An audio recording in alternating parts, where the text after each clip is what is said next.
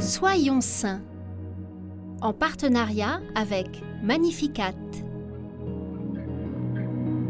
Nous souhaitons une très belle et sainte fête au Gilles ainsi qu'au Josué.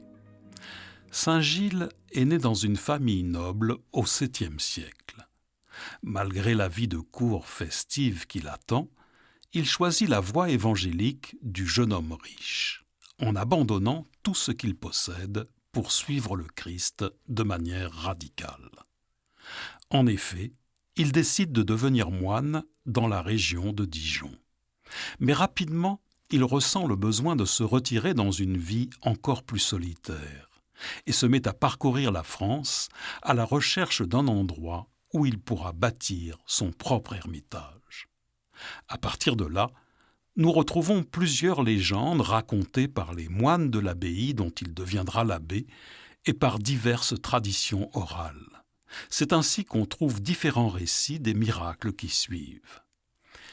Il s'installe donc près de Nîmes dans une grotte située sur une colline escarpée.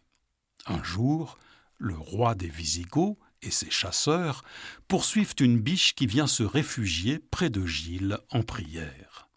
Le roi vise et tire sur l'animal qui est à sa merci. Mais la flèche transperce la main du saint à la place.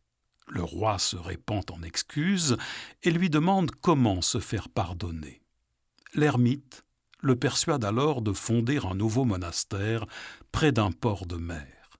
Cette abbaye, qui prend le nom de Saint-Gilles, devient un lieu très fréquenté, car situé sur une étape cruciale du pèlerinage allant de Rome vers Saint-Jacques de Compostelle.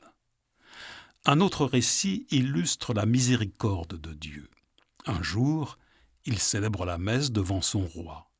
Or, celui-ci a commis un péché si grave qu'il pense que même Dieu ne peut lui pardonner sa faute. La légende raconte que lorsque l'abbé présente le calice contenant le sang du Christ, versé pour nos péchés, un ange porte sur l'autel un parchemin sur lequel le saint peut lire le péché royal. Finalement, le saint aide le roi à se repentir sincèrement et il peut ainsi recevoir le sacrement de réconciliation.